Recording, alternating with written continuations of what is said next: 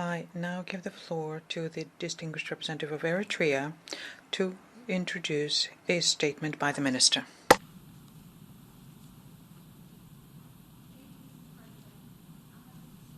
To present the pre-recorded statement of Minister Osman Saleh, the Foreign Minister of Eritrea. I thank you. Your Excellency Ambassador Volkan Bozkir, President of the General Assembly, Your Excellency Mr. Antonio Guterres, United Nations Secretary General, honorable participants. I have the honor to deliver this speech on behalf of the President of the State of Eritrea, His Excellency Mr. Isaias Afwerki. The United Nations General Assembly is taking place this year at a critical juncture when the world is at a crossroads on account of the vicious COVID-19 global pandemic that has inculcated an immense loss of life so far.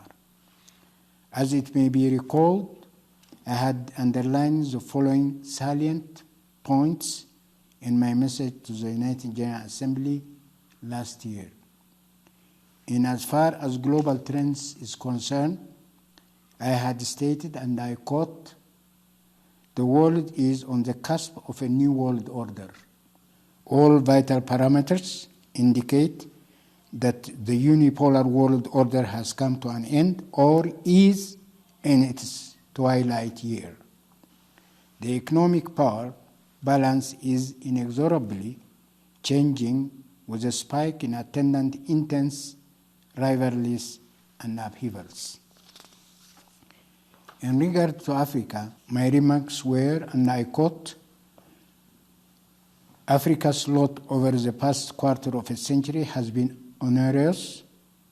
Africa's resources were plundered wantonly, despite hollow phrases of conflict prevention and conflict resolution.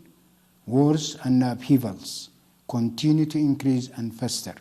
Almost 1 billion Africans remain marginalized through the collision of external predators, their local surrogates, and corrupt special interest entities.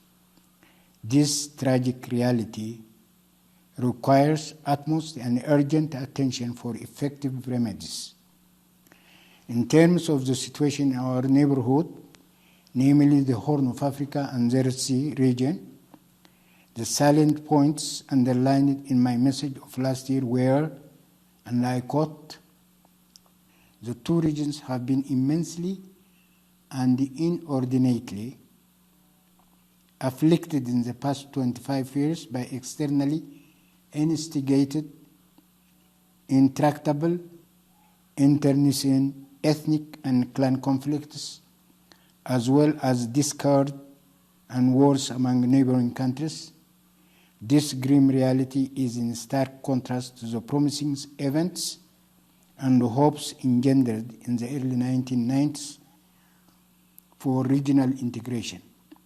Here again, a large part of the blame falls on corrupt local actors.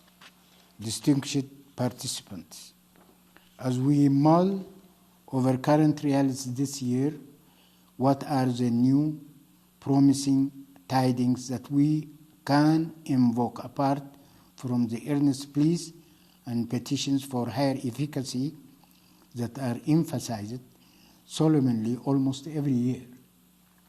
Alas, what is new in our world this year is the depressing calamity, the huge loss of life that COVID-19 has and continues to anchor globally.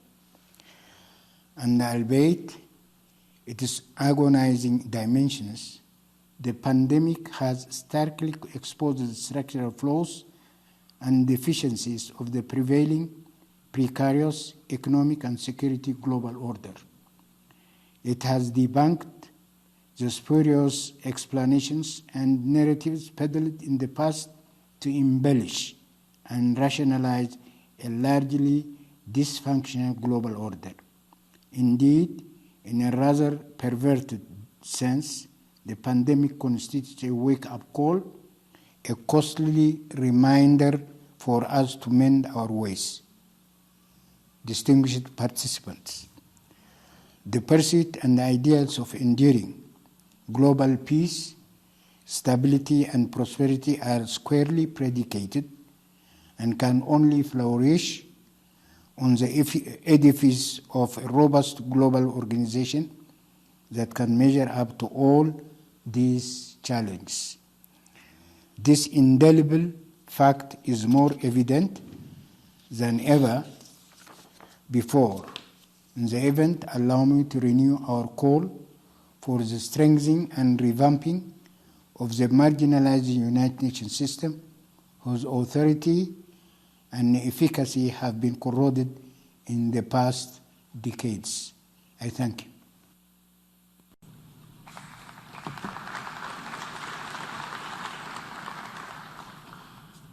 On behalf of the General Assembly, I wish to thank the Minister for Foreign Affairs of Eritrea for this statement just made.